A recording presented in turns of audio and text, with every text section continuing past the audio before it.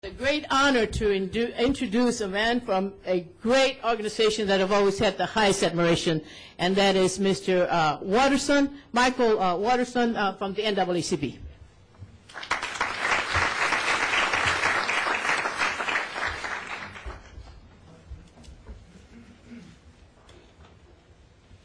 Good morning. Good morning. Let me first say,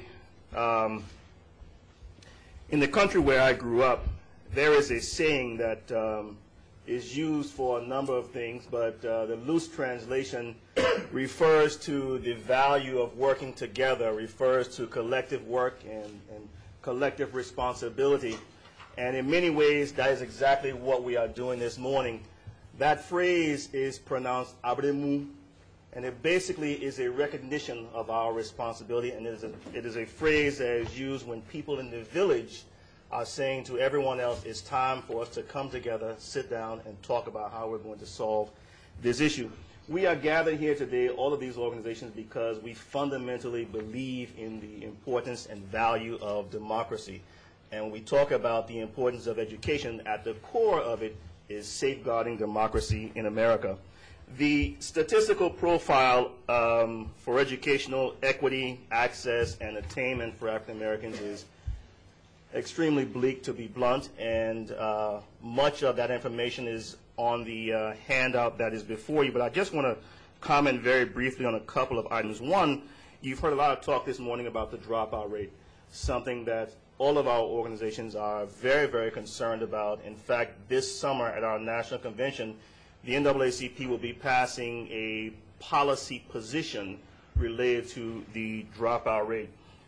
You already know, because you have the document before you that talks about only 53% of black students having graduated from high school in 2004 with a regular diploma. We also know that there is a widespread variability in terms of how dropout rates are calculated, how dropouts are defined, and how they are reported across states. And when it comes down to figuring out what is actually happening with students of color, there again needs to be some kind of standardization in terms of how that is done.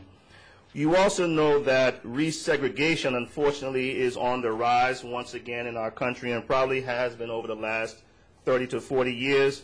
And as Mr. Henderson talked about earlier, we expect very soon that the Supreme Court will make a decision as it relates to those two cases emanating from Louisville and Seattle. But compounding the segregation issue is the hyper-concentration of poverty.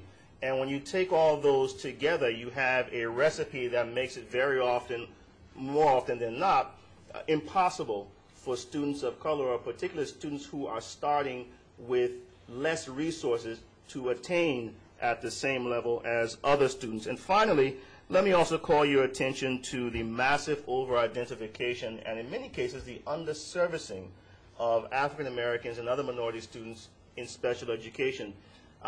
Several years ago, in 2001, I believe, the NAACP put out a document called A Call for Action in Education. And one of the things that we looked at in that document was this over-identification of black students in special education. And we called for a number of specific policy recommendations to address this issue and to address all of the other issues that I have mentioned and that have been mentioned today. And that is why the NAACP is particularly proud to be a part of this coalition, because everything that the campaign is calling for fits 114% with our core philosophical principles embodied in that call for action document.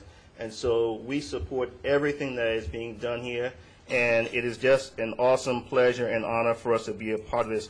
Let me also say briefly before I sit down and apologize to all of you. I am actually the National Education Director for the NAACP, and I am here representing our interim president, Dennis Hayes, and the chairman of our board of directors, Mr. Julian Bond. With that, I will take my seat, but before I do so, I will introduce a man who I have come to greatly admire and respect, and that is Governor Bob Wise of the Alliance for Excellent Education.